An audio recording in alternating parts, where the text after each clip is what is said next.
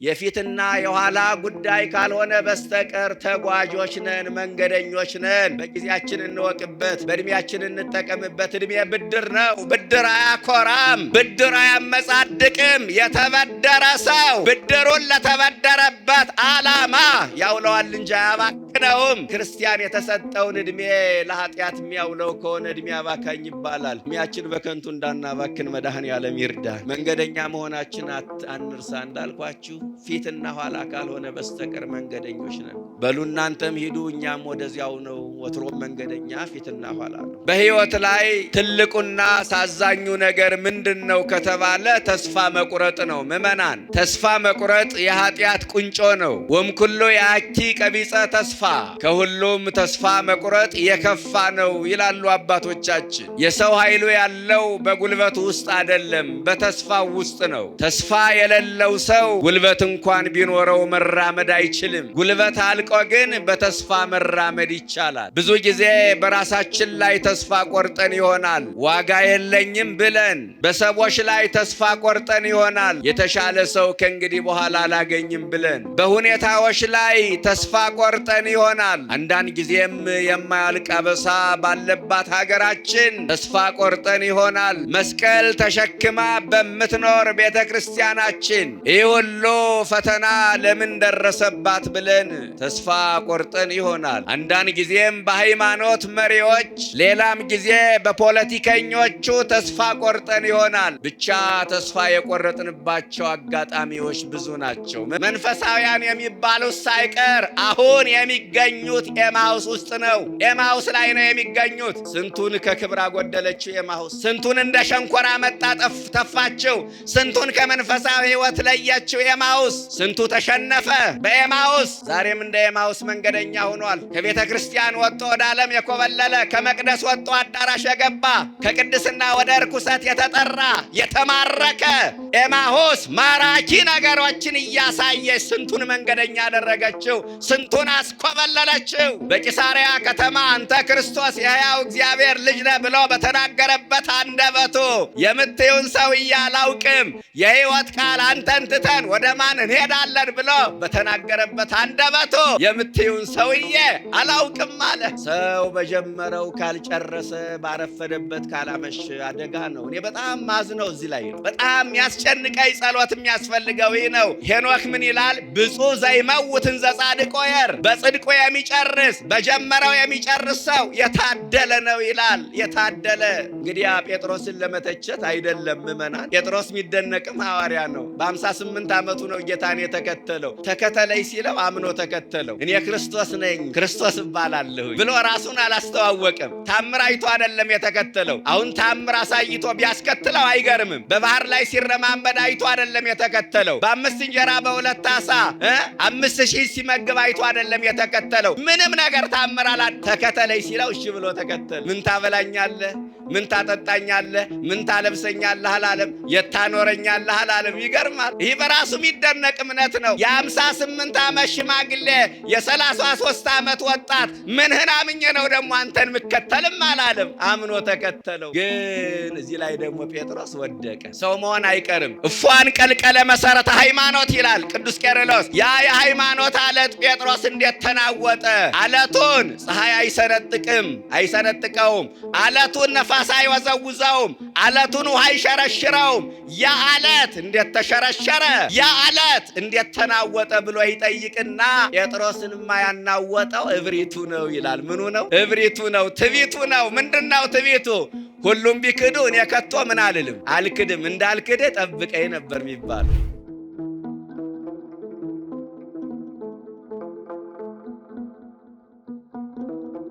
በዚያን ቀን ይላል ከነርሱ ሁለቱ ከኢየሩሳሌም 60 ምዕራፍ ርቃ ወደምትገኝ ኤማሁስ ወደምትባል መንደር ይጓዙ ነበረ ይላል ሲጀምር። እነዚህ መንገደኞች ተስፋ የቆረጡ መንገደኞች ናቸው። ያሳዝናሉ። 3 ዓመት ያስተማራቸው ጌታ ሞተ። ከእንግዲህ በኋላ የእሱ ነገር አለቀለት አበቃለት ብለው ተስፋ ቆርጠው ወደ መጡበት መንደር የሚመለሱ ተጓዦች ናቸው። በሕይወት ላይ ትልቁና አሳዛኙ ነገር ምንድነው ከተባለ ተስፋ መቁረጥ ነው። ምእመናን፣ ተስፋ መቁረጥ የኃጢአት ቁንጮ ነው። ወምኩሎ ያኪ ቀቢጸ ተስፋ፣ ከሁሉም ተስፋ መቁረጥ የከፋ ነው ይላሉ አባቶቻችን። የሰው ኃይሉ ያለው በጉልበቱ ውስጥ አይደለም፣ በተስፋው ውስጥ ነው። ተስፋ የሌለው ሰው ጉልበት እንኳን ቢኖረው መራመድ አይችልም። ጉልበት አልቆ ግን በተስፋ መራመድ ይቻላል። ብዙ ጊዜ በራሳችን ላይ ተስፋ ቆርጠን ይሆናል ዋጋ የለኝም ብለን። በሰዎች ላይ ተስፋ ቆርጠን ይሆናል የተሻለ ሰው ከእንግዲህ በኋላ አላገኝም ብለን። በሁኔታዎች ላይ ተስፋ ቆርጠን ይሆናል። አንዳንድ ጊዜም የማያልቅ አበሳ ባለባት ሀገራችን ተስፋ ቆርጠን ይሆናል። መስቀል ተሸክማ በምትኖር ቤተ ክርስቲያናችን ይህ ሁሉ ፈተና ለምን ደረሰባት ብለን ተስፋ ቆርጠን ይሆናል። አንዳንድ ጊዜም በሃይማኖት መሪዎች፣ ሌላም ጊዜ በፖለቲከኞቹ ተስፋ ቆርጠን ይሆናል። ብቻ ተስፋ የቆረጥንባቸው አጋጣሚዎች ብዙ ናቸው። ምእመናን፣ ለመሆኑ የተስፋችን መሰረት ምንድን ነው? ራሳችን ከሆን፣ ሰዎች ከሆኑ፣ ሁኔታዎች ከሆኑ ገና በብዙ ተስፋ እንቆርጣለን። የተስፋችን መሰረት እግዚአብሔር ከሆነ ተስፋ አለን። ተስፋ የቆረጥንባቸው ቀናት ብዙ ናቸው። እግዚአብሔር ግን ተስፋችን አድሶልን ዛሬ ላይ ደርሰናል። እነዚህ መንገደኞች ተስፋ ቆርጠው ወደ መጡበት ሰፈር እየተመለሱ ነው። ሐዘናቸው፣ ተስፋ መቆረጣቸው ግን ልክ አልነበረም። ለምን? ሐዘናቸው በመጽናናት ተለውጧል። እነርሱ ግን እንደ ቆመ ሰዓት ዓርብ ላይ ቆመዋል። እሁድ መንፈቀ ሌሊት የተነሳውን ጌታ አላመኑም። ሞቱን አመኑ እንጂ ትንሣኤውን አላመኑም። ስለዚህ ወደ ሰፈራቸው እየተመለሱ ነው። ክርስቲያኖች፣ ወደ ኤማሁስ መጓዝ ማለት ወደ ኋላ መመለስ ማለት ነው። ዛሬም እንደ ኤማሁስ መንገደኞች ወደ ኋላ የሚመለሱ የክርስትና ተጓዦች አሉ። ያለፈው ዘመን ይብቃ ብለው ክፉ ስራቸውን በንስሐ ረግመው ከተመለሱ በኋላ የጠሉትን ዓለም ሚናፍቁ፣ የተፉትን ኃጢአት መልሰው ሚልሱ፣ የኃጢአት ልምምድ የሚያደርጉ፣ መንፈሳዊ ዝለት ያጋጠማቸው፣ ለእግዚአብሔር ያላቸውን ፍቅር የቀነሱ፣ የጀመሩትን መንፈሳዊ ጉዞ ያቋረጡ የክርስትና ተጓዦች ብዙ ናቸው። ወደ ኤማሁስ መጓዝ ማለት ይሄ ነው። ትናንትና ሌሊት በሰዓታት ማለዳ በኪዳን ቀን በቅዳሴ ማታ በሰርክ ጉባኤ ይተጉ እንዳልነበሩ ትጋታቸው በስንፍና፣ መዝሙራቸው በዘፈን፣ ምጽዋታቸው በስስት፣ ሃይማኖታቸው በክደት የተለወጠባቸው የክርስትና ተጓዦች አሉ። ይሄ ነው ወደ ኤማሁስ መመለስ ማለት። ትናንት ነጋ ለጸሎት መሸ ለስብከት ይሮጡ የነበሩ እግሮች ዝለዋል። ትናንት አመስግነው አመስግነው ማይጠግቡ አንደበቶች ዛሬ ስልቾች ሆነዋል። ትናንት ዘምረው ዘምረው ማይወጣላቸው አንደበቶች ዛሬ ዲያብሎስ በቀመረላቸው የዝሙት ዜማ አቅላቸውን ስተዋል። ትናንት ሌሎችን በጸሎት ይረዱ የነበሩ እነዚያ ትጉሆች ዛሬ ለራሳቸው መሆን አቅቷቸዋል። ትናንት ሰይጣንን በስግደት ያደቀቁ ጉልበቶች ዛሬ ልምሾች ሆነዋል። ይህ ነው ወደ ኤማሁስ መመለስ ማለት። የተሳለሙትን መስቀል የካዱ፣ የተቀበሉትን ቅዱስ ሥጋና ክቡር ደም መታሰቢያ ነው ያሉ፣ አፋቸውን ሞልተው ማርያም አታማልድም ያሉ፣ ለዓለም ድህነት ምክንያት አድርገው የሰጠንን እመቤታችን የተቃወሙ ወደ ሆድ የገባ ያረክስም ብለው ጾሙን እርግፍ አድርገው የተዉ ሰዎች ወደ ኤማውስ መመለስ ማለት ይህ ነው። ስለዚህ ከኢየሩሳሌም ወጥተው ወደ ኤማውስ እየተጓዙ ነው። ሐዘናቸው ለተስፋ መቁረጥ አሳልፎ ሰጣቸው። ተስፋ መቁረጣቸው በመልካም ምርጫቸው እንዲጸጸቱ አደረጋቸው። በመልካም ምርጫቸው መጸጸት ደግሞ ወደ ኋላ እንዲመለሱ አደረጋቸው። አያችሁ፣ ቅደም ተከተሉን። ሐዘን ለተስፋ መቁረጥ አሳልፎ ሰጣቸው። ተስፋ መቁረጥ በመልካም ምርጫ እንዲጸጸቱ ማስቻል፣ በመልካም ምርጫቸው መጸጸት ወደ ኋላ እንዲመለሱ ማስቻል። ክርስቲያኖች በመልካም ምርጫችሁ የተጸጸታችሁ ዕለት ጸልዩ። መልካም ምርጫችሁ የተበላሸ ዕለት ጸልዩ። ከቤተ መቅደስ አዳራሹን ስትመርጡ፣ ከቅድስና ርኩሰትን ስትመርጡ፣ ከበረከት መርገምን ስትመርጡ፣ ከሕይወት ሞትን ስትመርጡ ያኔ ምርጫችሁ ተበላሽቷልና ጸልዩ። በመጽሐፍ ቅዱስ ምርጫቸው የተበላሸባቸው ሰዎች አሉ። ታስታውሱታላችሁ። ሰሎሞንን ቤተ መቅደስ በሰራበት እጁ ጣዖት ቤት ሰራ። ለቤተ መቅደስ በተንበረከከበት እግሩ ለጣዖት ተንበረከከ። በእግዚአብሔር ፍቅር ልቡ እንዳልተነካ ሰሎሞን በሴቶች ፍቅር ልቡ መቅለጥ ጀመረ። ምርጫ ሲበላሽ እንዲህ ነው። ምርጫችን እንዳይበላሽ መድኃኔዓለም ይርዳን። እና በጉዟቸው ላይ ስለሆነው ነገር ይነጋገሩ ነበረ። ከኢየሩሳሌም ወደ ኤማውስ ነው የሚኮበልሉት። በጉዟቸው ላይ ግን ስለሆነው ነገር ይነጋገሩ ነበረ። መቼ ስለሆነው? ዓርብ ዕለት ስለሆነው የጌታን መከራ አንስተው ይነጋገሩ ነበረ። በጉዟችሁ ላይ መከራውን ትነጋገራላችሁ። መከራው ይታያችኋል። ኦርቶዶክሳውያን ችንካሩ ይታያችኋል። ቁስሉ ይታያችኋል። አክሊለ ሦኩ ይታያችኋል። ውለታው ይታያችኋል። በጉዟችን ላይ ምንድነው የምናወራው? አንዳንድ ጊዜ ጉዟችን በሐሜት ተጀምሮ በሐሜት የሚጠናቀቅ አይመስላችሁም? አንዳንድ ጊዜ በጉዟችን ላይ አንዱን እየጣልን፣ አንዱን እያነሳን፣ አንዱን እያዋረድን፣ አንዱን ከፍ ከፍ እያደረግን፣ አንዱን እያጸደቅን፣ አንዱን እየኮነን፣ አንዱን እያማን፣ ሌላውን እያመሰገን የምንጓዝ አይመስላችሁም? እኔም ራሴን ልየው፣ እናንተም ራሳችሁን ፈትሹ። በጉዟችን ላይ ምንድነው የምናወራው? ስለ ዓለም ብዙ አወራን፣ ይሰለቻል። ፊልሙን፣ ኳሱን አንስተን፣ ፖለቲካውን፣ ዘረኝነቱን አንስተን አወራን። እንዴት ይሰለቻል መሰላችሁ? የማይሰለቸውን መከራ መስቀሉን ተነጋገሩ። በጉዟችሁ ላይ ፍቅሩን አንስታችሁ ታወራላችሁ። ደግነቱን፣ ቸርነቱን፣ ማዳኑን፣ ውለታውን ወተዘያነው እምለት ዕለት አድኅኖቶ ዕለት ዕለት ማዳኑን አውሮ አለ ዳዊት መዝሙር 95 ቁጥር 2። መናፍቃኑ በዚህ አጋጣሚ ይበልጡናል። ይህን ታውቃላችሁ። ባገኙት አጋጣሚ ምንፍቅናቸውን እየዘሩብን ያልፋሉ። እኛ ከቤተ ክርስቲያን ውጭ ስለ ጌታ ማውራት፣ መንፈሳዊውን ነገር አንስቶ መነጋገር ኋላ ቀርነት ነውር ይመስለናል። ተሞኝተናል።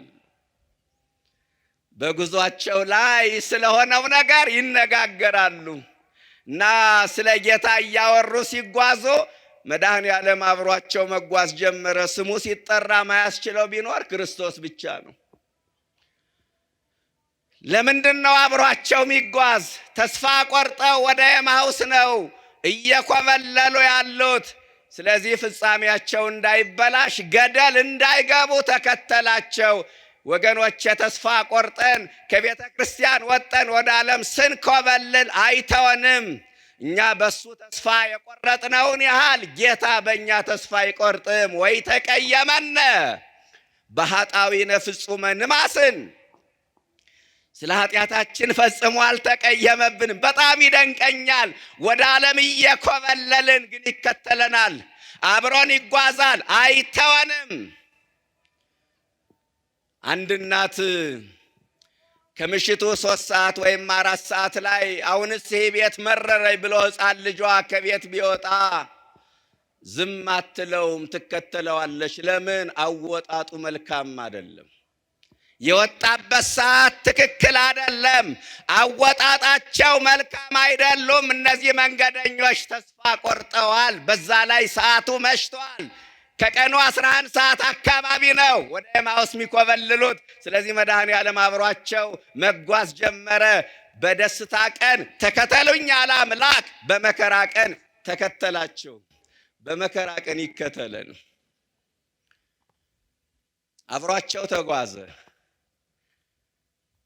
እና ወተይዛ ይንቲዮሙ ከመያይምሩ እንዳያውቁት አይናቸው ተይዞ ነበረ። ምን እንዳይሉት? ድምጻቸው ይሰማ። እንዳያውቁት አይናቸው ተይዞ ነበር። አይናቸውን የያዘው አለማመን ነው። 3 ዓመት ያስተማራቸው ጌታ በ3 ቀን ጠፋባቸው። እኛ ማለት እንደዚህ ነን። አንዳንድ ጊዜ ስለ ጌታ ብዙ ቀን ደግነቱን፣ መልካምነቱን፣ ፍቅሩን እናወራለን። ውለታውን እንመሰክርና 3 ቀን ባልሞላ ፈተና መድኃኔዓለም ይጠፋብናል። ወይ ውረድ ወይ ፍረድ፣ የለህም እንዴ እውነት ከመንበሩ የለህም ማለት እንጀምራለን። 3 ቀን ባልሞላ ፈተና መድኃኔዓለም ይጠፋብናል። ብዙዎቻችን 3 ቀን 3 ዓመት ያስተማረ ጌታ አይና እየጠወለጋችሁ ስትሄዱ የምታወሩት ነገር ምንድን ነው አለ ጌታ። ጠውልገዋል። ያጠወለጋቸው ረሃብ ብቻ እንዳይመስላችሁ ተስፋ መቁረጥም ጭምር ነው። አንዳንድ ጊዜ ከረሃብ በላይ ተስፋ መቁረጥ ያጠወልጋል። ጥሩ እንበላ ይሆናል፣ ጥሩ እንጠጣ ይሆናል፣ ጥሩ እንለብስ ይሆናል፣ በቂ የረፍት ጊዜ እንወስድ ይሆናል። ግን አቅም የለንም፣ እንብረከረካለን። አቅማችን ከሚነሱን ነገሮች አንዱ ተስፋ መቁረጥ ነው። አንተ ተስፋ መቁረጥ ዛሬም የጠወለገው ብዙ ነው። እውነት ለመናገር ባየነው ነገር፣ በምናየው ነገር፣ በምንሰማው ወሬ መንፈሳዊ አካላችን ጠውልጓል። የዓለም ጫጫታ፣ ዘመናዊነት፣ ዓለማዊነት፣ ስርዓት አልበኝነት የብዙዎቻችን መንፈሳዊ ጠውልጎታል። በዓይናችን የምናየው፣ በጆሮአችን የምንሰማው፣ በየሞባይሉ በየኢንተርኔቱ የሚለቀቁ ነገሮች መንፈሳዊ አካላችን አጠውልገውታል። የዓለም ሐሳብ፣ የዓለም ጫጫታ አካላችን አላጠወለገውም። እውነቱን ስንነጋገር ኑሮው፣ ፖለቲካው፣ ጭንቀቱ አላጠወለገንም። እየጠወለጋችሁ ስትሄዱ የምታወሩት ነገር ምንድን ነው አለ ጌታ። የጠወለግንበት ዘመን ቢኖር ከዚህ ዘመን እንደዚህ ዘመን የለም። ትናንትም አልነበረም፣ ወደፊትም አላቅም። የጠወለግንበት ዘመን ብዙ ሰው ጠውልጓል። መንፈሳዊ ኪሳራ ገጥሞናል። እየጠወለጋችሁ ስትሄዱ የምታወሩት ነገር ምንድን ነው አለ ጌታ። ከሁለቱ አንዱ ቀለዮጳ እንዲህ ብሎ መልስ ሰጠ። በኢየሩሳሌም አንተ ለብቻ እንግዳ ሁነህ ትኖራለህ። ወንጌሉን ነው በቅደም ተከተል እየነገርኳችሁ ያለሁት። አንብቡት ገብታችሁ መጽሐፍ ቅዱሱን። በኢየሩሳሌም ለብቻ እንግዳ ሁነህ ትኖራለህን? በዚህ ሰሞን የሆነውን አታውቅ? ጌታ እንደማያውቅ ምንድን ነው አለ። ሞተ ዮሴፍ አሃዊው ነገር ወለ ዮሴፍ፣ የዮሴፍን ሞት ለራሱ ለዮሴፍ እንደነገሩት። አንድ ወንድማችን ነበረ አውሬ የበላው እኮ አሉት። ስለ ዮሴፍ ለዮሴፍ ለጌታ ቀለዮጳ ማውራት ጀመረ። አታውቅም አለው። ምንድን ነው አለ። በሕዝብና በእግዚአብሔር ፊት በቃልና በሥራ ብርቱ ነቢይ ስለነበረው ስለ ናዝሬቱ ስለ ኢየሱስ አልሰማህም? የካህናት አለቆች ለሞት ፍርድ አሳልፈው እንደሰጡት እኛን ግን እንደሚቤዠን እንደሚያድነን ተስፋ አድርገን ነበረ ነው ነበር። አሁን ግን ሙቷል ነው። የሚገርም ነው። ይሆናል ብለን ያድነናል ብለን እንኳን እኛን ሊያድነን ራሱን ሊያድነን አልቻለም። ተስፋ አድርገነው ነበረ። እንኳን ለእኛ ለራሱም ተስፋ የለውም ብለው ነው ወደ ኤማሁስ የሚኮበልሉት።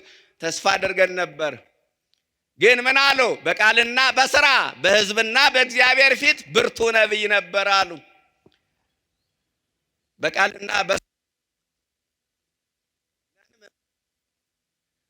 በቃልና በስራ ብርቱ የሆነ በ21ኛው ክፍለ ዘመን እንዴት ያስቀናል! እውነት ለመናገር በቃላችን ብርቶች ነን፣ ደካሞች ሆነናል። ወንጌል ባንደበታችን በርታ፣ በሕይወታችን የጨለመችብን ሰዎች አለን። በቃልና በስራ ብርቱ የሆነ አገልጋይ፣ በቃልና በስራ ብርቱ የሆነ ምዕመን ያስፈልጋል ዛሬ። በቃልና በስራ ብርቱ አለ ክርስቶስ። በቃል ብርቱ ነው። ጠላቶቻችሁን ውደዱ አለ። ይሄ የቃል ትምህርት ነው። ከዛ ያንን መስቀል ላይ ያሳየን። አያችሁ፣ ከቃል በላይ ተግባር ይሰብካል። አባት ሆይ የሚያደርጉትን አያውቁምና ምን በላቸው። የሾህ አክሊል ደፍቶ ጎኑን በጦር ተወግቶ በዘንግ እየተቀጠቀጠ በጥፊ እየተመታ ሽንካሩ ስጋውን አልፎ አጥንቱን እየሰረሰረው የደም ላብ አልቦት ቁስሉ እየተሰማው ከላዩ ላይ ደም ፊቱን ጋርዶት አባት ሆይ የሚያደርጉትን አያውቁምና ይቅር በላቸው። እኛ በቃል ብርቶች ነን። ፍቅርን በቃል እናውቀዋለን፣ ይቅርታን በቃል እናውቀዋለን። በስራ ደካሞች ሆነን ተቸግረናል። በቃልና በስራ ብርቱ ስለነበረው አታውቅም አሉት። ከዛ ጌታ እንዲህ አለ፣ እናንተ የማታስተውሉ አለ፣ ልባችሁ ከማመን የዘገየ ምን የማትሉ ምንድነው? ድምጻችሁ ማይሰማ እናንተ የማታስተውሉ ልባችሁ ከማመን የዘገየ። በጣም ነው የሚገርመው። እናንተ የማታስተውሉ ልባችሁ ከማመን የዘገየ አለ። ይገርማል።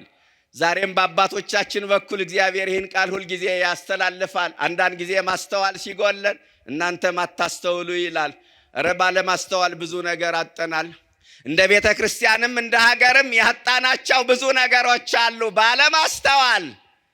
ባለማስተዋል ሕይወት ተቀጥፏል። የንጹሐን ደም ፈሷል። ባለማስተዋል በረኪና ጠጥቶ በገመድ ታንቆ ኤሌክትሪክ ጨብጦ የሚሞተው ወጣት ብዙ ነው። ባለማስተዋል ቀኖና ቤተ ክርስቲያን ተጥሷል። ሕገ ቤተ ክርስቲያን ተሽሯል። አባቶች ያስቀመጡት የደንበር ምልክት ፈርሷል። ባለማስተዋል እንደ ሀገርም እንደ ቤተ ክርስቲያንም ያጣነው ነገር አለ። ቤት ይቁጠረው። እናንተ የማታስተውሉ ልባችሁ ከማመን የዘገየ። ክርስቲያን ከሌላው የሚለየው አስተዋይ መሆን ከቻለ ነው። ጥበበኛ አስተዋይ መሆን ከቻለ ነው። ከምን ጋልብበት የስሜት ፈረስ ወጠን ጥበብና ማስተዋልን ገንዘብ እናድርግ። አንዱ የክርስትና መለኪያ ማስተዋል ነው። እናንተ የማታስተውሉ ልባችሁ ከማመን የዘገየ።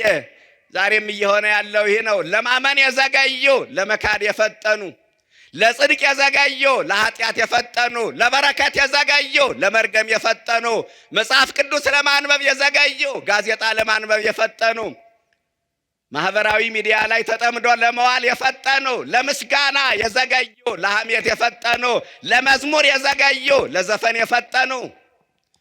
ይህንን ነው የምናየው። ለበጎ ስራ የዘገዩ ለክፉ ስራ የፈጠኑ።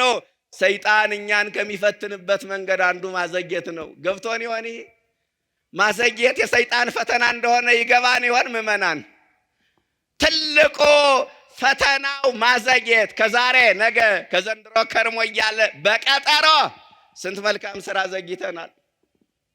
በቀጠሮ ነገ እያልነ ነገ የኛ ቀን አይደለም፣ ዛሬ ነው። ከዛሬም አሁን ነው። የመዳን ቀን ዛሬ ነው፣ ከዛሬም አሁን ነው። ምዕመናን፣ ለነገ ዋስትና የለንም። አዘገየን። ብዙ ነገር አሰብነ፣ ብዙ ነገር ቀጠርነ፣ ቀጠሮው ሳይሳካ ቀረ። ለምን? አዘገየና። ወደ ተሰሎንቄ ሄጄ ወንጌል እንዳልሰብክ ሰይጣን አዘገየኝ አለ ቅዱስ ጳውሎስ። ጳውሎስን ያዘገየ ሰይጣን እኛን አያዘገየንም ብንል ሞኝነት ነው። እናንተ ማስታስተውሎ ልባችሁ ከማመን የዘገየ። ከሰይጣን ፈተናዎች አንዱ ማዘግየት።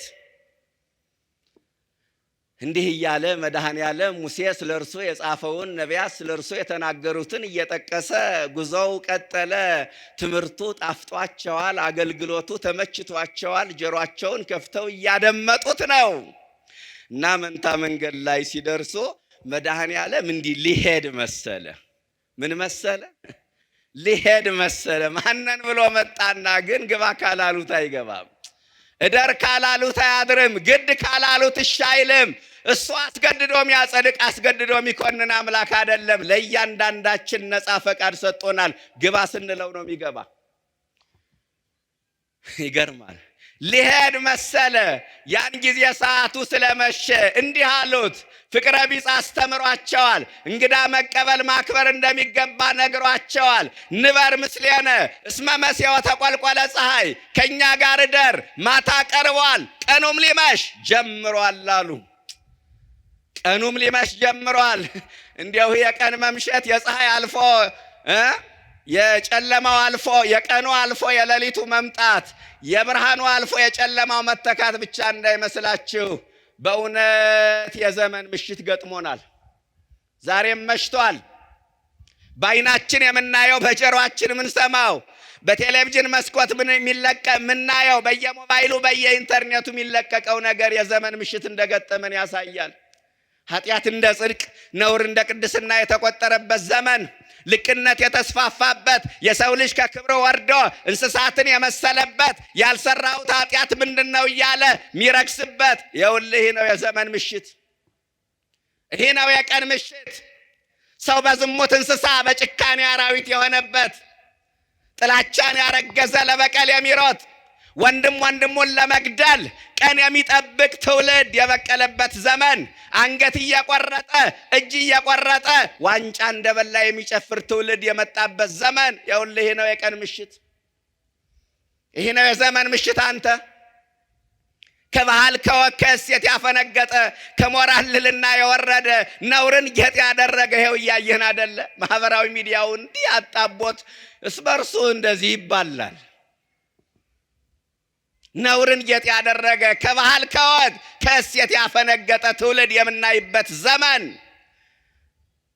ኃጢአት በአደባባይ የጓዳው አልበቃ ብሎ ሰው በአደባባይ ሀፊረ ገጽ ጠፍቶ ሰው በአደባባይ ኃጢአትን የሚሰራበት ዘመን፣ ኃጢአትን ለትውልዱም ያለማምድበት ዘመን። የቀን ምሽት ይሄ ነው። የዘመን ምሽት ገጥሞናል። ፍቅር የቀዘቀዘበት፣ ሰው እንደ ሰው ተፈጥሮ ከአውሬ የከፋበት ዘመን፣ ያልሰራሁት ኃጢአት ምንድነው እያለ የሚረክስበት ዘመን፣ ሰው ኃጢአት እየቆጠረ አምላኩን የሚያሳዝንበት ዘመን።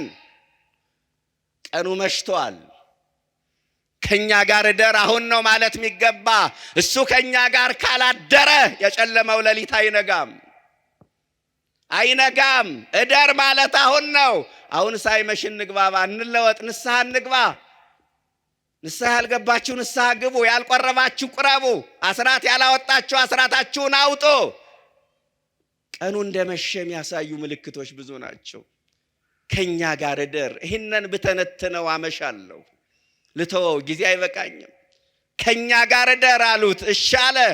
ሊያድር ፈቃደኛ ሆነ። ወደ ቤታቸው ገባ። ከዛስ ማዕድ አቀረቡለት በእንግዳ ልማድ። ማዕዱን ባርኮ እንጀራውን ቆርሶ ሰጣቸው። ዓይናቸው ተገለጠላቸው። ክብርና ምስጋና ለስሙ ይድረሰው። ዓይናቸው ተገለጠላቸው። ይገርማል። ዓይነ ስውራን ነበሩ፣ ምዕመናን ነበሩ። ከኢየሩሳሌም እስከ ኤማሁስ የተጓዙት በስጋዊ ዓይናቸው አይደለም ወይ? አዎ። ግን ለካስ የጠፋው የልብ ዓይናቸው ነበረ። ለካስ የጨለመው የውስጥ ዓይናቸው ነበረ። ለካስ ሁለት ዓይን አለን። ወብነ ክልኤቲ አዕይንት አሐቲ ዘውስጥ ወአሐቲ ዘአፋ። ሁለት ዓይን አለን። አንዱ የውስጥ ነው፣ አንዱ የውጭ ነው። ለዚህ ነው አትናቴዎስ ይትርሃዋ አዕይንት ዘውስጥ አለ። የውስጥ ዓይኖች ይከፈቱ፣ የውጭ አይደለም። የውስጥ ዓይኖቻችን መድኃኔዓለም ይክፈትልን። እንዲያ ሲሆን ነው ማስተዋል ምንችለው። ይትርሃዋ አይዛን ዘውስጥ ዋኮ እለ ትኩላት በአፋ። በውጭ የተንጠለጠለው ጆሮ ሳይሆን የውስጥ ጆሮዎቻችን ይከፈቱ። መድኃኔዓለም የውስጥ ጆሮዎቻችን ከፍቶ እንድናደምጥ ይርዳን። ዓይናቸው ተገለጠላቸው። በዓለሙ ትምህርት 5 የስሜት ሕዋሳት እንዳሉ ይነገራል። በመንፈሳዊው ትምህርት 10 የስሜት ሕዋሳት አሉ። 5ቱ የውስጥ ናቸው፣ 5ቱ የውጭ ናቸው። የልብ ጆሮአችን ካልሰማ የተንጠለጠለው ጆሮአችንማ በዚህ ሰምቶ በዚህ እያፈሰሰ ተቸግረናል። ዓይናቸው ተገለጠላቸው፣ ከዛ አወቁት ይላል። በጣም የሚገርመኝ ኃይለ ቃል ነው። ቀጥሎ ያለው አረፍተ ነገር ምን ይላል? አወቁት። እንጀራውን ሲበሉ ዓይናቸው ተገለጠ። እባካችሁ እንጀራውን ብሉና ዓይናችሁ ይገለጥ። ይህ እንጀራ የክርስቶስ ሥጋና ደም ነው። አንዳንድ ሰው አውቃለሁ ገጠር ላይ ሥጋ ወደሙ ተቀበሉ ሲባሉ በተለይ እናቶቼ ዓይኔ ቢጠፋ ሲሉ ነበር። ሥጋ ወደሙ ዓይን ያበራል እንጂ ያጠፋል እንዴ? ወሶበ ይበብ ውስተ ልበ ንጹሕ እምይሃ ያነቅው ለተናግረው አለ። ንጹሕ ነው ቢቀበሉት ዓይነ ሕሊናን ያበራል፣ ምስጢር ይገልጣል፣ ያድሳል። አወቁት ይላል። እንጀራውን ሲበሉ አወቁት። ለካስ ዓለም ጌታን ያላወቀው የውስጥ ዓይኑ ስላልተከፈተ ነው። ክርስቶስ ጥያቄ ሆኖበታል። ዓለም የክርስቶስ ማንነት ጥያቄ ሆነባቸው። በጌታ የተሰናከሉ ብዙ ናቸው። ለዚህ ነው ክርስቶስ ሲያስተምር በእኔ ያልተሰናከለ ምስጉን ነው አለ። ዓለም ጥያቄ ሆነበት። ክርስቶስ ለምን? የውስጥ ዓይኑ አልተከፈተማ። የውስጥ ዓይኖቻችን ሲከፈቱ የትንሣኤውን ጌታ እናውቀዋለን። ዓይናቸው ተገለጠላቸው። ከዛስ አወቁት። እኔ እንዲሁ ዝም ብሎ ማወቅ ብቻ አይደለም፣ እጁንም ጭምር ነው ያወቁት። ቆርሶ ሰጣቸው አይደል የሚለው? እጁን አታውቁትም ምእመናን? ኧረ አታውቁትም መሰል ዝም አላችሁ። አታውቁትም እጁን? በደንብ ይታወቃል እንጂ የስጦታ እጁን የአንዳንድ ሰው እጅ እንኳን ይታወቃል። አቤት የገሌ አጎራረሱ ምንለው ሰው አለ። አቤት አሰጣጡ በደንብ አድርጎ እንዲው ጉንጫችን እዚህ እስኪወጠር ድረስ የሚያጎርስ አለ እኮ። አጎራረሱ አሰጣጡ የሚታወቅ ሰው አለ እኮ። የክርስቶስ እጁ ይታወቃል። የስጦታ እጁ፣ የበረከት እጁን እናውቀዋለን። እየኖርን ያለነው ሰዎች በቀረጹት ፕሮጀክት አይደለም። እጁ ከማዳን አላጠረችም፣ ጆሮም ከመስማት አልደነቆረችም። ትንቢተ ኢሳይያስ ምዕራፍ 59 ቁጥር 1። ዛሬም የፈውስ እጆቹ እንደተዘረጉ ናቸው። በየሆስፒታሉ ወድቀው አልጋውን አጣበው ደማቸው አልቆ ሰውነታቸው ከላያቸው ላይ ርቆ ስጋቸው ከአጥንታቸው ጋር ተጣብቆ የሞት ቀን ረዝሞባቸው ሙተን ባረፍን የሚሉ ሰዎች አሉ። የፈውስ እጆቹን ይላክልን። አወቁት። ከዛ ዓይናቸው ተሰወረ መድኃኔ ዓለም። ከዛ በኋላ ምኑን ልንገራችሁ? ቁጭት ነው፣ መቃጠል መጣ። ያን ሁሉ ሲነግረን አልገባን ብሎ ለካስ እናንተም አታስተውሉ ያለን ያለ ምክንያት አልነበረም እያሉ ያዩትን የሰሙትን የምስራች ጌታ ተነስቷል ለማለት ወሙንቱሰ ተሰውጡ ኢየሩሳሌም፣ ወደ ኢየሩሳሌም ተመለሱ። ክብርና ምስጋና ይድረሰው ለመድኃኔ ዓለም። እንዲያው ገብቷችሁ ይሆን ሐሳቤ? እነዚህ ሰዎች መጀመሪያ ከኢየሩሳሌም ወደ የት ነው የተጓዙት? ወደ ኤማውስ ነው የተጓዙት። አሁን ፍጻሜያቸው አማረላቸው። ኧረ መድኃኔ ዓለም ፍጻሜያችን ያሳምርልን። አንዳንድ ሰው ጅምሮ መጥፎ ይሆንና ፍጻሜው ያምርለታል። አንዳንዱ ደግሞ ጅምሮ መልካም ይሆንና ፍጻሜው ይበላሽበታል። እነዚህ ሰዎች ጅምራቸው መጥፎ ነው። ለምን? ወደ ኤማውስ ነው የሚኮበልሉት። ፍጻሜያቸው ግን አማረ። ወደ ኢየሩሳሌም ተመለሱ። እባካችሁ ወደ ኢየሩሳሌም ተመለሱ። ኤማውስ ዓለም ናት፣ ኢየሩሳሌም ቤተ ክርስቲያን ናት። ወደ ኢየሩሳሌም መመለስ ማለት ከዓለም ወደ ቤተ ክርስቲያን መመለስ ነው። ከኃጢአት ወደ ጽድቅ መመለስ ነው። ከመርገም ወደ በረከት መመለስ ነው። ከአምልኮተ ጣዖት ወደ አምልኮተ እግዚአብሔር መመለስ ነው። ከርኩሰት ወደ ቅድስና መመለስ ነው። ከኃጢአት ወደ ጽድቅ መመለስ ነው። ያለፈው ዘመን ይብቃ ብሎ ክፉ ስራን ረግሞ በንስሐ መመለስ ነው። ወደ ኢየሩሳሌም መመለስ። በእውነት የሥጋ ፍላጎት አስገድዷችሁ መንፈሳዊነት ያቋረጣችሁ ሰዎች ትኖሩ ይሆናል። አሁንም አልረፈደም። ወደ ኢየሩሳሌም ተመለሱ። ኤማሁስ ማርካችሁ በሱስ የተጠመዳችሁ ሰዎች ትኖሩ ይሆናል። አሁንም አልረፈደም። ወደ ኢየሩሳሌም ተመለሱ። ማሸንፋችሁ ቅዳሴውን ያቋረጣችሁ፣ ኪዳኑን ያቋረጣችሁ፣ ጾም ጸሎቱን፣ ስግደቱን፣ ምጽዋቱን ያቋረጣችሁ ሰዎች ትኖሩ ይሆናል። አልረፈደም። አሁንም ወደ ኢየሩሳሌም ተመለሱ። ወደ ኢየሩሳሌም መመለስ ማለት ያቋረጥነው መንፈሳዊ ሥራ ማስቀጠል ማለት ነው ባጭሩ። ወደ ኢየሩሳሌም ተመለሱ። 11ዱ ደግሞ በአንድ ቤት ቁጭ ብለው ለካስ መድኃኔዓለም ለሁለቱ በታየበት ቅጽበት ለ11ዱም ተገልጦላቸው ኑሯል። ክብርና ምስጋና ለስሙ ይድረሰው። ለካስ ለ11ዱም ተገልጦ ኑሯል። በምላት ነው፣ በምታት አይደለም።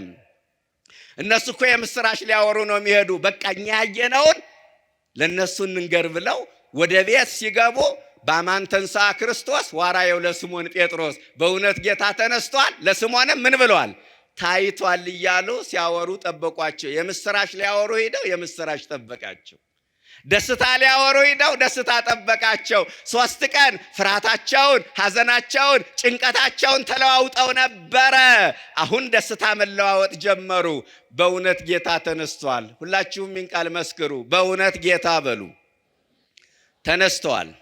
የድል ቃል ነው። በደንብ መስክሩ። በእውነት ጌታ ተነስቷል በሉ። አዎ የአሸናፊነት ቃል ነው። የድል ቃል ነው። ለዚህ ነው 50 ቀን ቤተ ክርስቲያን የምትጠቀመው ይህን ቃል። ዲያብሎስ የታሰረበት፣ አዳም ነፃ የወጣበት፣ የሰው ልጅ በሙሉ ሰላምና ደስታ ያገኘበት ቃል ነው። በእውነት ጌታ ተነስቷል፣ ለስምዖንም ታይቷል አሉ እርስ በርሳቸው። እቺ ለስምዖን ታይቷል የምትለዋን ቃል ልንገራችሁና ትምህርት ልጨርስ። ምን ማለት ነው? ለስምዖን ታይቷል። ለበርተሎሜዎስ ታይቷል አላለም። ለቶማስ ታይቷል አላለም ጌታ። ለቶማስ ታይቷል፣ ለማቴዎስ ለያዕቆብ ታይቷል አላለም። ለስምዖን ለጴጥሮስ ታይቷል። ምንድነው ይሄ? ለካስ በትንሣኤውም ይቅርታ ተሰብኳል። ምን ተሰብኳል? በትንሣኤውም ይቅርታ ተሰብኳል። ምን መሰላችሁ ነገሩ? በጸሎተ ሐሙስ ምሽት ጌታ በማዕድ ዙሪያ ሳለ ጴጥሮስ ከጌታ ጋር ተጣልቶ ነበረ። ምን አለ ጌታ? ዛሬ ሁላችሁም ትክዱኛላችሁ ሲል ሁሉም ቢክዱ እኔ ከቶ ምን አልልህም አልክድህም። ሁሉም ቢሰናከሉ እኔ ከቶ አልሰናከልም አለው። ዶሮ ሳይጮህ 3 ጊዜ ትክደኛለህ አለው ጌታ። ከዛው ወዲያው በአይሁድ እጅ ተያዘ ክርስቶስ።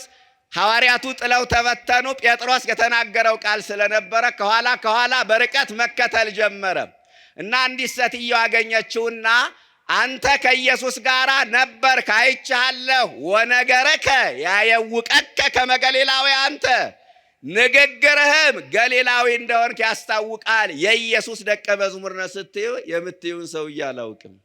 እንዲህ ከማለት እግዚአብሔር ይሰውረን። ስሙን እንኳን መጥራት ከበደው፣ አያድርስ ነው። የምትዩን ሰውዬ አላውቅም። በቂሳርያ ከተማ አንተ ክርስቶስ የሕያው እግዚአብሔር ልጅ ነህ ብሎ በተናገረበት አንደበቱ የምትዩን ሰውዬ አላውቅም።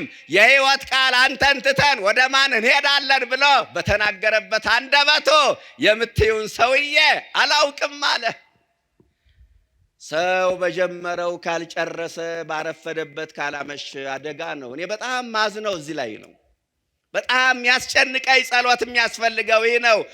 ሄኖክ ምን ይላል? ብፁዕ ዘይመውት እንዘ ጻድቆ የር፣ በጽድቁ የሚጨርስ በጀመረው የሚጨርስ ሰው የታደለ ነው ይላል። የታደለ እንግዲህ ጴጥሮስን ለመተቸት አይደለም ምእመናን።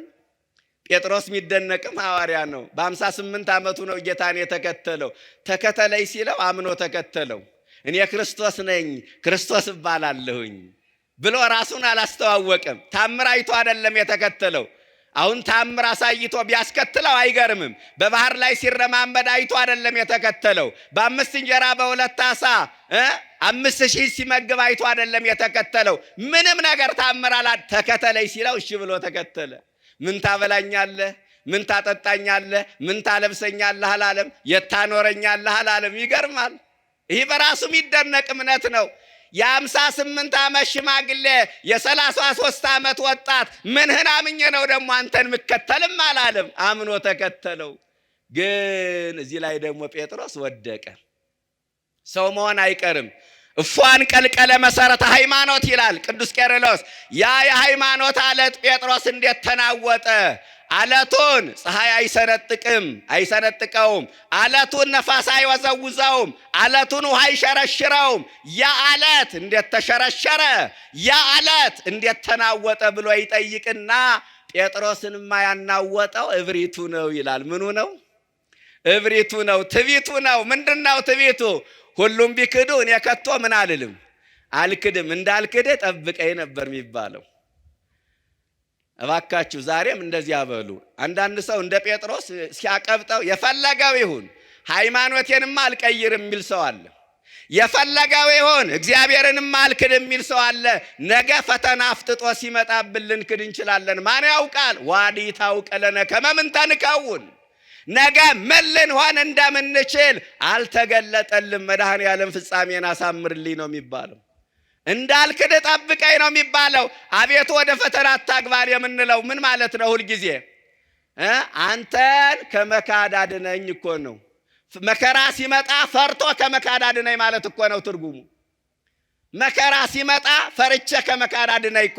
ለዚህ ነው በየቀኑ ምን ጸልየው እና ርቱዐ ሃይማኖት ምን ይላል? በ13ኛው ክፍለ ዘመን የተነሳው ሊቅ አይ ጴጥሮስ እኔና ወንድሞችህ አንክድህም ብትል ኖሮ ትሕትና ሆኖ ይቆጠርልህ ነበረ። ነገር ግን ራስክን ብቅ ብቅ ወንድሞችን ደግሞ ዝቅ ዝቅ አደረግ። ከወንድሞችህ ቀድመህ አንተ ካድከው ይላል። እና ቀድመን እንዳንክድ እግዚአብሔር ይርዳን። ምን ልላችሁ ፈልጌ ነው? አሁን የጸሎተ ሐሙስ ምሽት ላይ እንግዲህ ጌታን ክዷል። እርቅ አልተፈጸመም። ጌታ ተያዘ፣ ዓርብ መከራ ሲቀበል ዋለ። በመስቀል ላይ ተሰቀለ፣ ሞተ፣ መቃብር ወረደ ጌታ። 3 ቀን ጴጥሮስና ጌታ ተለያይተው ሰነበቱ።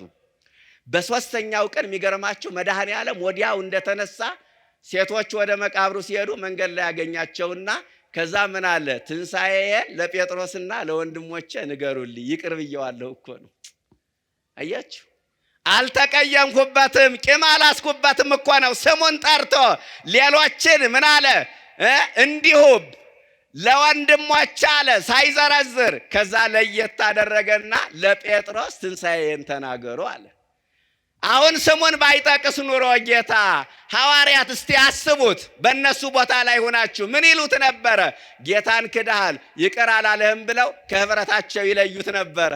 ከስብከት ያወጡት ነበረ። ከአንድነታቸው ያወጡት ነበረ። ይህንን ያውቃል መድኃኔዓለም። ስለዚህ ይቅር ብየዋለሁ ማለት ነው። ለጴጥሮስ ተናገሩ ማለት። እዚህ ላይም በእውነት ጌታ ተነስቷል፣ ለስምዖንም ታይቷል ብሎ ለብቻው ጴጥሮስን ያነሳው ክርስቶስ ይቅር እንዳለው ያሳያል። በትንሣኤው ይቅርታ ተሰብኳል። በስቅለቱ ብቻ አይደለም። አባት ሆይ የሚያደርጉትን አያውቁምና ይቅር በላቸው በስቅለቱ ተብሏል። ለካስ በትንሣኤው ይቅርታ ተሰብኳል። ጴጥሮስን ይቅር ያለ አምላክ እኛንም በትንሣኤው ይቅር ይበለን። የኤማሁስ መንገደኞች ጨርሻለሁ። በእውነት ዛሬም ብዙ ሰው ወደ ኤማሁስ እየተጓዘ ነው። በጣም የሚያሳዝነው ነገር ይሄ ነው። ሁሉም መንገደኛ ሆኗል። ወደ የት? ወደ ኤማሁስ። ወደ ኤማሁስ የኮበለለው ብዙ ነው። ከላይ እስከ ታች፣ ከሊቅ እስከ ደቂቅ መንፈሳውያን የሚባሉት ሳይቀር አሁን የሚገኙት ኤማሁስ ውስጥ ነው። ኤማሁስ ላይ ነው የሚገኙት። ስንቱን ከክብር አጎደለችው ኤማሁስ። ስንቱን እንደ ሸንኮራ መጣ ተፋችው። ስንቱን ከመንፈሳዊ ሕይወት ለየችው ኤማሁስ። ስንቱ ተሸነፈ በኤማሁስ። ዛሬም እንደ ኤማሁስ መንገደኛ ሆኗል። ከቤተ ክርስቲያን ወጥቶ ወደ ዓለም የኮበለለ፣ ከመቅደስ ወጥቶ አዳራሽ የገባ፣ ከቅድስና ወደ ርኩሰት የተጠራ የተማረከ ኤማሁስ ማራኪ ነገሮችን እያሳየች ስንቱን መንገደኛ አደረገችው፣ ስንቱን አስኮበለለችው። ይህ ብቻ አይደለም። ወደ ኤማሁስ ተጓዙ። 11 ኪሎ ሜትር ነው የተጓዙት። መንገደኞች ናቸው እነዚህ ሁለት ሰዎች። እኛም መንገደኞች ነን ምእመናን። መንገደኛ መሆናችን እንዳንረሳ። አንዳንድ ጊዜ ነዋሪዎች እስክንመስል ድረስ መንገደኛ መሆናችንን እንዘነጋለን። ሞት የሌለብን እስኪመስል ድረስ መንገደኛ መሆናችንን እንረሳለን። ሞት የሚባል ነገር አለብን። አብዱቱ ዘሄሊ ካላ ዘንበለ መቃብሮ፣ መቃብር መውረዱን መሞቱን የማያስብ ሰው ሰነፍ ነው ይላል ሲራክ። እሞታለሁ ብሎ ድር የሚገባው ሰው ብዙ ነው። እሞታለሁ ብሎ ንስሐ የሚገባው ስንቱ ነው? ሙቼ ደብረ ሊባኖስ ቅበሩኝ ብሎ የሚናዘዘው ብዙ ነው። ሙቼ ነፍሴ ትገባለች ብሎ የሚያስበው ስንቱ ነው? መንገደኞች ነን። ይህ ዓለም ስደተኛ ጣቢያ ነው። ስደተኛ ጣቢያ ላይ ሰው ይቆያል እንጂ አይኖርበትም። አዳም አባታችን ትእዛዝ እግዚአብሔርን አፍርሶ ወደዚህ ምድር የመጣው እንዲቆይ እንጂ እንዲኖር አይደለም። ለምን? ስደተኛ ነዋ። እኛም መንገደኞች ነን። ይህንን አንርሳ። የፊትና የኋላ ጉዳይ ካልሆነ በስተቀር ተጓዦች ነን፣ መንገደኞች ነን። በጊዜያችን እንወቅበት፣ በእድሜያችን እንጠቀምበት። እድሜ ብድር ነው። ብድር አያኮራም፣ ብድር አያመጻድቅም። የተበደረ ሰው ብድሩን ለተበደረበት ዓላማ ያውለዋል እንጂ አያባክነውም። ክርስቲያን የተሰጠውን እድሜ ለኃጢአት የሚያውለው ከሆነ እድሜ አባካኝ ይባላል። እድሜያችን በከንቱ እንዳናባክን መድኃኔዓለም ይርዳን። መንገደኛ መሆናችን አንርሳ። እንዳልኳችሁ ፊትና ኋላ ካልሆነ በስተቀር መንገደኞች ነን። በሉ እናንተም ሂዱ እኛም ወደዚያው ነው። ወትሮም መንገደኛ ፊትና ኋላ ነው። በሉ እናንተም ሂዱ እኛም ወደዚያው ነው። ወትሮም መንገደኛ ፊትና ኋላ ነው። መንገደኞች ነን እና መንገደኛ ደግሞ ስንቅ ይቋጥራል። ቢርበው ሊበላ፣ ቢጠማው ሊጠጣ፣ ቢራቆት ሊለብስ። እኛም በሞት ወደ ሩቅ ሀገር ሰማይ ወደሚባል ሩቅ ሀገር ተጓዦች ነንና የነፍስ ስንቅ እንቋጥር። ንስሐ እንግባ፣ ስጋውን እንብላ፣ ደሙን እንጠጣ። ስጋው ደሙ ከተቀበላችሁ ስንት ዓመት ሆናችሁ? እስኪ ያልተቀበላችሁበትን ዘመን ወደ ኋላ መለስ ብላችሁ ቁጠሩት። ክርስቲያን ከስጋው ደሙ ከራቀ የሚፈልገው የኃጢአት ልምምድ አለ ማለት ነው። ክርስቲያን ከስጋው ደሙ ከራቀ የሚጠብቀው የኃጢአት ቀጠሮ አለ ማለት ነው። አለበለዚያ ከክርስቶስ ጋር እንዳንኖር የሚከለክለን ነገር የለም። ትጾማላችሁ፣ ትጸልያላችሁ፣ አስራት ታወጣላችሁ፣ ገዳም ትሄዳላችሁ፣ ጉባኤ ትካፈላላችሁ፣ ታስቀድሳላችሁ፣ አስራት በኩራት ታወጣላችሁ። እንዴት ደስ ይላል! የነገሮች መደምደሚያ ግን የክርስቶስን ስጋና ደም መቀበል ነው። አለበለዚያ መልካም ስራዎቻችን ሁሉ ማረጋገጫ የሌላቸው የሂሳብ ሰነዶች ነው የሚሆኑብን። በልጅነታችሁ ትቆርቡ የነበራችሁ ልጆቻችሁን ልታቆርቡ ትመጣላችሁ። እነሱ ሲበሉ እናንተ ትራባላችሁ፣ ጀርባችሁን ለማዱ ትሰጣላችሁ። እስከ መቼ እንደ ኤማውስ መንገደኞች መንገደኛ መሆናችን አውቀን የነፍስ ስንቅ ቋጥረን ንስሐ ገብተን ስጋውን በልተን ክቡር ደሙን ጠጥተን የስሙ ቀዳሽ የመንግስቱ ወራሽ ለመሆን ያብቃን። እነዚህ መንገደኞች ተጉዘው ወደ ኤማውስ መጨረሻ ፍጻሜያቸው እንዳማረላቸው ወደ ኢየሩሳሌም እንደተመለሱ ሁሉ እኛም በተለያየ ኃጢአት ሥራ ሰው መሆን አይቀርም፣ ልንወድቅ ልንሰናከል እንችላለንና መጨረሻችን እንዲያምር መድኃኔዓለም ይፍቀድልን። በንስሐ ተመልሰን መድኃኔዓለም ፍጻሜያችን እንዲያሳምርልን ቅዱስና መልካም ፈቃዱ ይሁንልን። ለብርሃነ ዕርገቱ በሰላም ያድርሰን። ወስብሐት ለእግዚአብሔር።